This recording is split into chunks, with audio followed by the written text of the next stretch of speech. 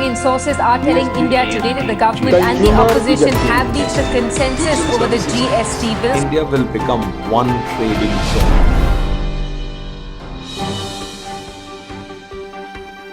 What needs to be done today is to harness the entire value from the 100% IT-enabled law, HSN numbers which have been assigned for different rates, and today there are 7 different rates.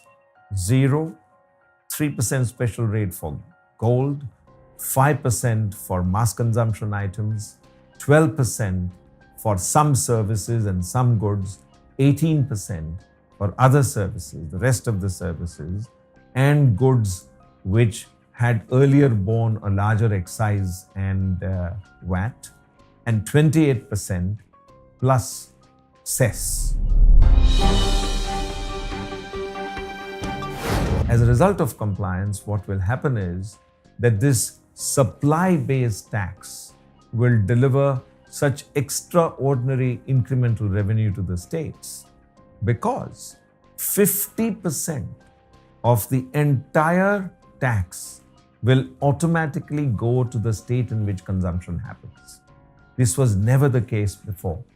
Service tax which constitutes 62% of India's GDP, was fully a central tax.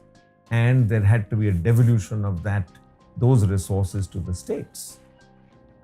Going forward, every time a indirect tax is collected, half of it will automatically go to the states and half will automatically go to the center. The IGST will work as an audit trail mechanism. It is a mechanism to make sure that a level playing field gets established between manufacturers and traders, between people manufacturing internationally and domestic manufacturers. The greatest boost to the Make in India program will happen because instead of a 3% SAD, a foreign manufacturer will be subjected to the full GST rate that an Indian manufacturer pays. This brings about a level playing field. Also, between traders and manufacturers, the level playing field has been established. This is a self-policing law which will make sure that people will want to get into the supply chain. Who would want to deal with somebody who is exempt and therefore will not either collect or be entitled to any credit of the tax? Because there will be no offset available. And therefore the adjustment will have to be in the price. Look at those who are in the composition scheme. They would pay a turnover-based tax at prescribed rates. They are not entitled to collect any GST and they are not entitled to any credit. Severe compromise would be required to deal with people under the composition scheme.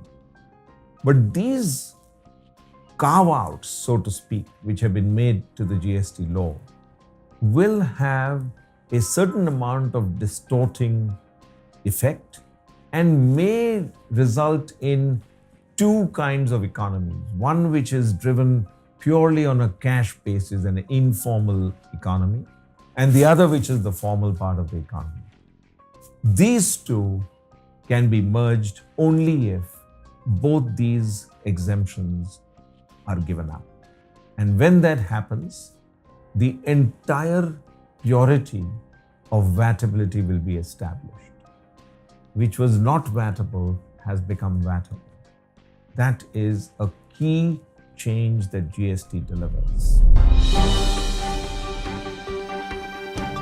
The other big implication of GST has been that no impact will be there on inflation because the rate which has been set is as close as possible to the overall tax levy that the commodity or service was bearing.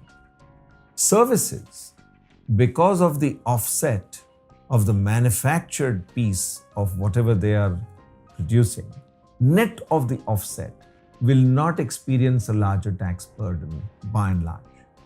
And when that is assured, there will be no impact on inflation either on account of manufacturing or on account of services. And that is borne out by the fact that in the last month, inflation has fallen off to an all-time low, despite the implementation of the GST. This is a tremendous validation of the notion that the tax rates have been set in a way that does not naturally lead to an inflationary effect.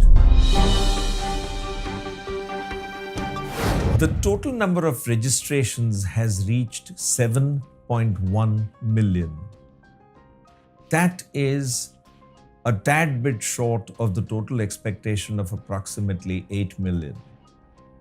But if the composition scheme and the exemption scheme are withdrawn, there is no reason why the total number of registrations should not be equal to the total number of enterprises in India, which is close to 6.5 crore enterprises today.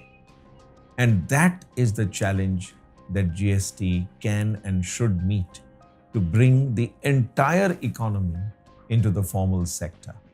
And that should be attempted only when the rates are down to 3. The confidence of the world in the ability of India to reform has been fully affirmed because India took the plunge and made sure that the GST happened on 1st July. This is an extremely important part of the re-rating of India as an investment destination. Our reckoning is that as a result of this demonstration of the capability to reform so fully and thoroughly, the quantum of foreign direct investment and foreign portfolio flows into India will dramatically increase. And India will get dehyphenated from Asia and will stop being compared to China. And what will happen is that people will want to look at India and its progress in terms of growth and in terms of fiscal prudence. The macro features of India will be viewed distinctly in the minds of all international investors, particularly from the Western world. And this can lead to an immense surge in incoming flows to India.